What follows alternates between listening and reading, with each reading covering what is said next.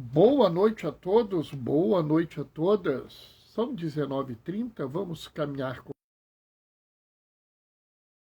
travando, amor. Opa, já tá travando. Começou cedo hoje, eu vou mexer aqui para ver se melhora, né?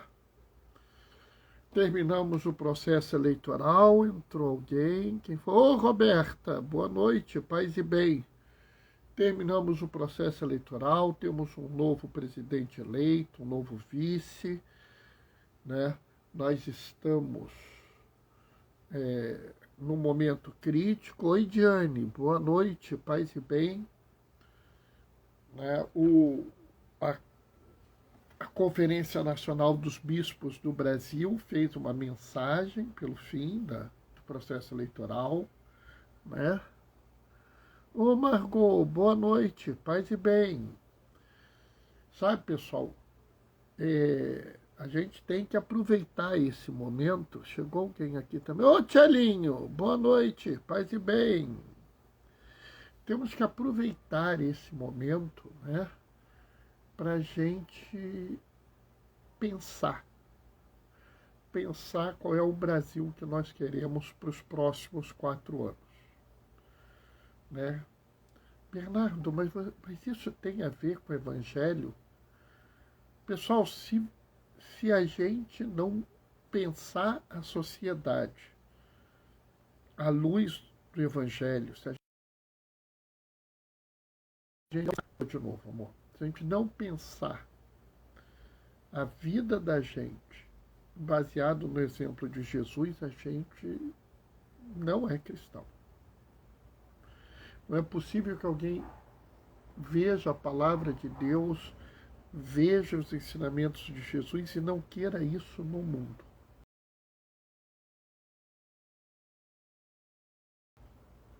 Né? Para quem não sabe, o mozinho está aqui do meu lado, quietinho no canto aqui, mas de olho para ver se eu não falo besteira. De vez em quando eu falo umas besteiras, ela me corrige. Né?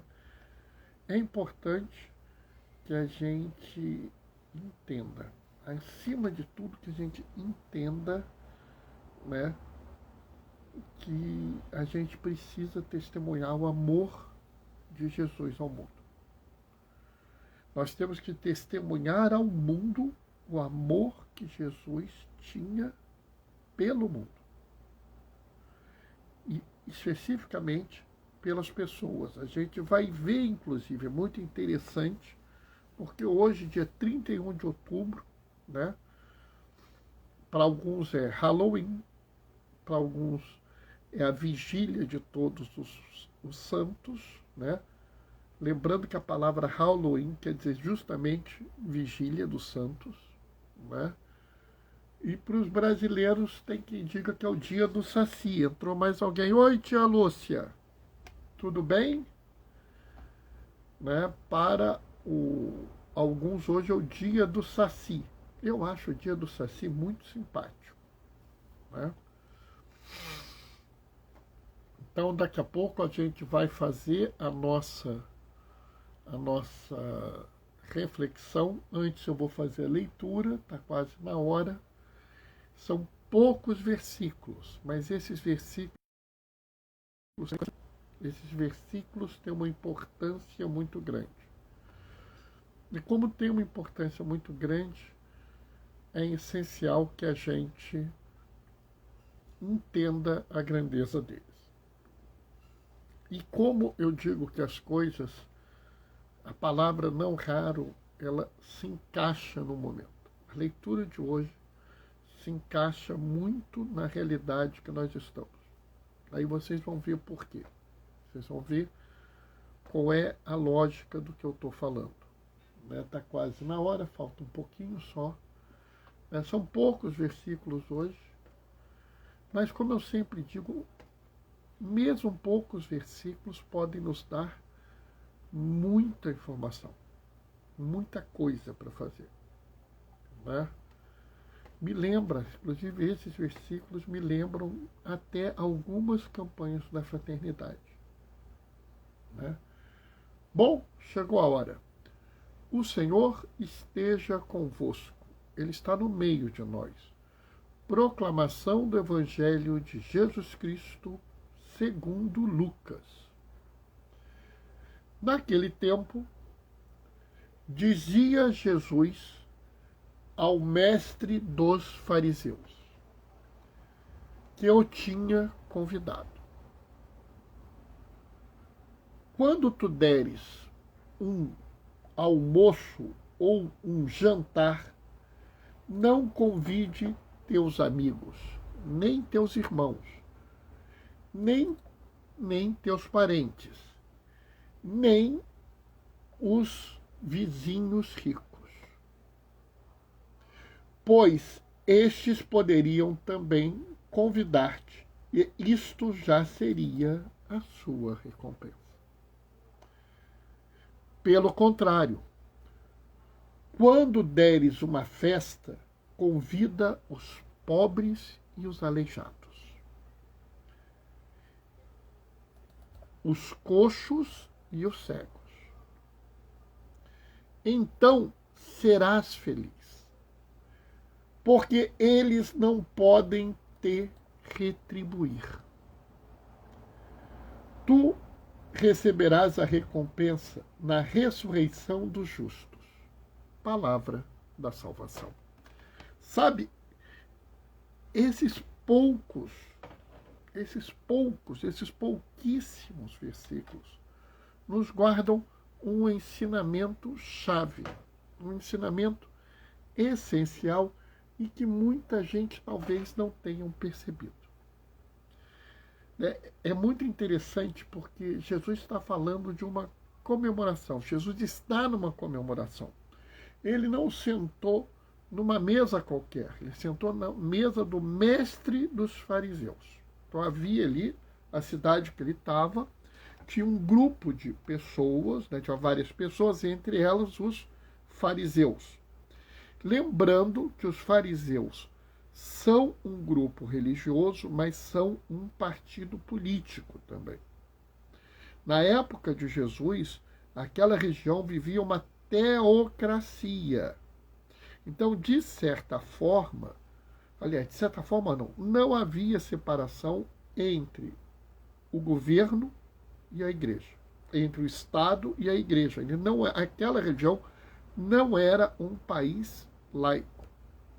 Então, os fariseus, eles eram, ao mesmo tempo, um grupo religioso e um partido político. E nós temos visto esse tipo de coisa no Brasil, o que me entristece. Sinceramente, eu peço que o governo seja governo e deixe a igreja em paz. Que a igreja seja igreja, que o governo seja governo. Um não precisa se misturar com o outro. Podemos até fazer coisas juntas, claro, mas cada um na sua dimensão. Vamos misturar as coisas. Mas naquela época era misturado. E aqui é muito interessante para a gente também começar a eliminar um certo preconceito. Por quê? Porque nem todo fariseu é ruim.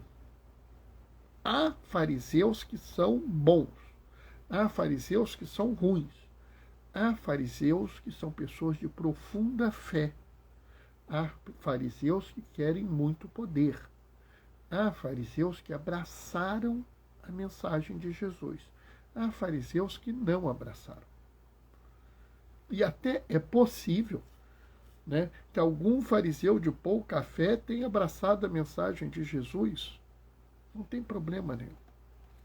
É muito difícil que um fariseu com sede de poder abrace a mensagem de Jesus. É muito difícil que um fariseu com uma fé muito regrada, muito rígida, muito assim, tem que ser desse jeito, abrace a mensagem de Jesus. Aliás, eu gosto muito de uma frase do Papa Francisco, que diz assim: cuidado com os padres rígidos, eles mordem. O Papa Francisco falou isso. Né? A mensagem de Jesus não é uma mensagem rígida. Mas Jesus está aqui num banquete, na casa do mundo. Ou seja, Jesus está num banquete na casa de um, vamos dizer assim, do manda-chuva ali. Entendeu? O cara devia ser um banquete maravilhoso. Né? Entrou mais alguém. Oi, Fátima. Boa noite. Paz e bem. E ao ver isso, ele vê uma coisa que chama atenção. Só tem rico naquela mesa. Só tem gente com prestígio. Só tem gente poderosa. E aí Jesus aproveita para nos ensinar, para ensinar os fariseus, mas nos ensinar também. Quem é que senta à mesa com Jesus? Você quer sentar na mesa com Jesus? Então você tem que aprender isso. Você tem que aprender quem Jesus quer na mesa. E vamos entender que isso é muito importante. Uma refeição pública é uma aliança. Para o judeu da época, se você comesse publicamente com alguém, você estava dizendo, essa pessoa é do meu grupo, essa pessoa é do meu time, eu sou aliado dessa pessoa. Tá? E aí o que Jesus observa? Que esse chefe dos fariseus só tinha rico, só tinha poderoso, só tinha gente de prestígio. E aí ele vira e fala assim, olha meu filho, quando você fizer uma refeição, não chama os teus parentes, não chama os seus vizinhos, não chama os ricos, não chama os poderosos. Porque eles podem te chamar para um banquete também. E aí você já recebeu a sua recompensa. De fato, naquela época era muito comum. Se você chamava fulano para um banquete, o fulano depois te chamava para o banquete dele. Meio que havia ali um quiprocó, né? Eu dou esse banquete, você vem. Aí quando você der o seu, você me chama. Isso era meio que até uma atividade assim de mostrar com quem você estava aliado. E aí Jesus vira e fala assim, quando for assim, chama os pobres, os aleijados, os coxos e os cegos. Sabe, pessoal, isso deve ter sido uma coisa assim de um escândalo absoluto. Até porque Jesus foi pegando cada vez mais pesado. Como assim, Bernardo? Não entendi. Lembrem-se que na época de Jesus, as pessoas acreditavam na teologia da aliança. Se eu faço o que Deus pediu para eu fazer, eu recebo bênçãos. Quais são as bênçãos? Descendência, riqueza e saúde. Tá? Se eu não faço o que Deus pediu, eu perco as minhas bênçãos. Então, se você é rico e dá um banquete, na cabeça do pessoal da época, você estava bem com Deus. Aí Jesus vira e fala assim, chama os pobres. Como? Chama os pobres, e aqueles que não têm como te retribuir o banquete. Isso já deve ter assustado o fariseu, porque o fariseu, na cabeça dele, mas os pobres não seguem o que Deus pede, eles são pecadores. Por que eu vou chamar os pobres? Aí Jesus vem e fala assim, chama os aleijados. E, pessoal, o aleijado era um problema, porque ele tinha uma imperfeição. Por exemplo, uma pessoa aleijada não poderia ser da classe sacerdotal. Uma pessoa aleijada não poderia ser na cidade. Aliás, dependendo ele não poderia sequer falar em público. Aí Jesus manda chamar o aleijado. O cara já deve ter começado a ficar assustado. Porque ele pegou mais pesado. Porque antes o cara era um pecador, vamos dizer, leve. Quando manda o aleijado, ele já põe um pecador mais grave. O coxo coxo é aquele que tem dificuldade de andar. Para as pessoas da época, isso já era uma coisa horrorosa. Esse homem não podia, por exemplo, ir ao templo no sábado, louvar a Deus sem a ajuda de outra pessoa. Olha como ele havia sido castigado. E, portanto, na cabeça do povo, ele era desprezível. E Jesus manda chamar esse cara. E aí, no final das contas, Jesus escandaliza total. Chama o cego.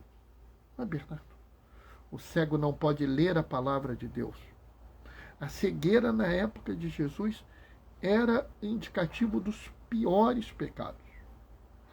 Pior que um cego, somente o cobrador de imposto. Então, quando Jesus vira e fala, chama os pobres, os aleijados, os coxos e os cegos, ele mandou chamar o que havia de pior naquela sociedade, o que era mais desprezado por aquela sociedade, o que era rejeitado por aquela sociedade. Ele chamou o que hoje nós consideramos as populações vulneráveis. Ele chamou os desprezados, os marginalizados. Ele vira e chama eles. E ele ainda diz, então você será feliz, porque eles não podem te retribuir. E você receberá a sua recompensa na ressurreição dos justos. Ou seja, Jesus diz assim, o que você... Entrou alguém aqui, Djalma Doraci e Isabel. Oi, Isabel, minha filha, boa noite, paz e bem. Olha que coisa linda Jesus está falando. Quem eu quero na minha mesa? O pobre, o aleijado, o coxo, o cego. Quem eu quero na minha mesa? Os desprezados pela sociedade. Aqueles que são considerados indesejados, aqueles que são marginalizados, aqueles que sofrem preconceito. É esses que Jesus quer na mesa, é esses que Jesus pede que você chame para a sua mesa. Se você quer estar na mesa com Jesus, você tem que trazer essas pessoas para a sua mesa. Se você quer estar na igreja com Jesus, você tem que chamar essas pessoas para a sua igreja. Que a sua igreja seja local de abertura, acolhimento, de inclusão. E quanto mais marginalizada for a pessoa, quanto mais alvo de preconceito ela for, mais importante você chamá-la para a mesa. Se você tiver essas pessoas como a sua prioridade de vida, eu garanto que na sua mesa, garanto que nessa mesa que você vai estar Jesus. Essa é uma coisa que talvez as pessoas não entendam, porque nós estamos acostumados a pensar Jesus como um rei de coroa, um rei de poder, quando ele é um rei de amor, de misericórdia. Ele não é um rei de coroa, ele é um rei de cruz. Ele é um rei de sofrimento, mas é um rei de ressurreição. Roberta está falando alguma coisa. Jesus me ajuda a acolher e amar os necessitados. É isso, perfeita. É essa a ideia. É isso que ele falou. E vocês observaram que eu falei no início da live que essa mensagem era importante para nós hoje? Por quê? Pessoal, acabou a eleição. Nós temos um novo presidente. Em janeiro, nós vamos trocar a governança desse país. E nós temos agora que pensar que país nós queremos. E aí é interessante porque Jesus nos disse isso. Quem nós queremos na mesa? Nós queremos na mesa a população vulnerável. É claro que os vulneráveis hoje talvez seja um número maior. Falar só de pobres, aleijados, coxos e cegos é pouco. Nós temos as mulheres. Verdade, as mulheres são boa parte da população, mas muitas são vítimas de violência física, moral, sexual, assédio sexual. Muitas delas estão em condições desiguais no seu trabalho, e eu gosto de lembrar que a igreja há muito tempo diz que o salário é a forma mais eficaz de garantir a justiça na relação de trabalho e que ele deve ser igual apenas ao esforço realizado. Ele deve ser proporcional apenas ao esforço realizado e, portanto, a igreja não concorda que a mulher receba menos que o homem, não concorda que o negro receba menos que o branco. É interessante porque às vezes eu falo as coisas e as pessoas acham que eu estou falando de política. Eu estou falando de sociedade, como Jesus quer a sociedade. Jesus quer uma sociedade onde as pessoas tenham lugar à mesa. Tem até uma música da campanha da fraternidade. Eu vou descobrir qual é e depois eu vou pôr aqui no Instagram. Que a gente fala assim: uma só será a mesa. Eu acho que a gente tem que buscar que o próximo governo se comprometa com isso. Uma só é a mesa. Não interessa quem é a pessoa. Que nós vamos trazer como centro deste governo, nós vamos cobrar que esse governo traga como centro essas pessoas. Que os famintos sejam centro. Que aquelas crianças que tiveram a educação prejudicada tenham a educação recomposta. Que as pessoas que estão com problemas de saúde tenham a saúde atendida. Que as pessoas privadas de cultura tenham a cultura garantida. Que aquelas pessoas que estão na rua sejam acolhidas. Não sou eu que estou dizendo isso. É Jesus que está nos ensinando. Quando você vier para a mesa, chame os marginalizados. Chame os indígenas, os quilombolas, os ribeirinhos, a comunidade negra, a comunidade favelada, a comunidade nordestina. Chame a comunidade LGBTQIAP+. Bernardo, mas não tem mais. São pessoas que estão em risco, que sofrem preconceito, sofrem violência, têm suas vidas ameaçadas. E nós não dizemos que somos a favor da vida, nos coloquemos junto dessas pessoas. Oi, Mara, boa noite, paz e bem. Temos que garantir um mínimo, não é de sobrevivência, é o mínimo de dignidade. A dignidade não é a sobrevivência. Sobreviver já é indigno. Nós temos que garantir vida e vida plena, porque nós somos seguidores daquele que disse: eu vim para trazer vida ao mundo e vida plena. Então, quem nós vamos chamar para a nossa mesa? As pessoas que precisam de nós, as pessoas que precisam do cuidado, da atenção, do carinho, da acolhida e da inclusão. Essas as pessoas que nós vamos chamar para a nossa mesa. E são essas as pessoas que nós vamos pedir que o governo traga também para o centro de seu mandato.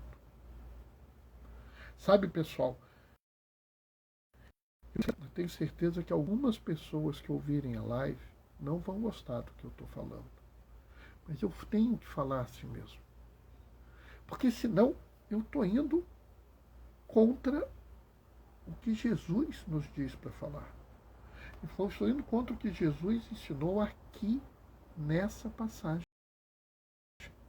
Não chame os ricos, não chame os poderosos, não chame os seus vizinhos abastados, os seus parentes para o banquete. Eles podem te chamar para outro e você já recebeu a sua recompensa. Chame os pobres, os aleijados, os coxos, os cegos, que eles não podem retribuir. Então, tu serás feliz, porque receberá a recompensa na ressurreição do justo. Que nossa vida seja para trazer as pessoas marginalizadas, as pessoas necessitadas, as pessoas frágeis, as pessoas vulneráveis, para uma situação de vida plena. Elas não podem nos retribuir, mas nós receberemos a nossa recompensa na ressurreição dos justos. É isso que a gente tem que entender, que esse é um compromisso de fé. Esse é um compromisso para uma sociedade baseada na fé. E é por isso que eu peço que a gente se comprometa com isso. Amém? Bem, essa foi a reflexão de hoje, né? É muito interessante porque quando eu fui ler o Evangelho hoje de manhã, eu olhei assim, não acredito que o Evangelho é esse. Porque esse Evangelho é perfeito para o dia seguinte após a eleição. Porque esse Evangelho é praticamente Jesus dizendo, o programa do governo tem que ser esse. Né? Fátima está mandando amém, com cruz, com fogo. Opa, veio o fogo do céu aí. Que bom, que bom. Sabe, pessoal, assim, eu queria que muita gente escutasse essa live, porque eu acho que é importante para as pessoas aprenderem, para as pessoas crescerem, para as pessoas entenderem o real compromisso da igreja com o mundo. E se alguém que ouviu essa live, ou vai ouvir essa live, não entendeu, quer conversar comigo e tal, não tem problema. Pode mandar mensagem que eu vou responder com todo carinho, toda atenção. Se for necessário, fazer uma live só para a gente conversar. Né? Verdade, diácono, por suas lindas palavras. Obrigado. Ah, Fátima, estamos aí para isso. Djalma, Doraci estão mandando amém com mãozinha de oração. Bom, pessoal, vou me despedir. Amanhã a gente faz outra live. Bernardo, qual o assunto de amanhã? Não sei, mas eu garanto que vai ser interessante. Vou deixar minha bênção. O Senhor esteja convosco, Ele está no meio de nós.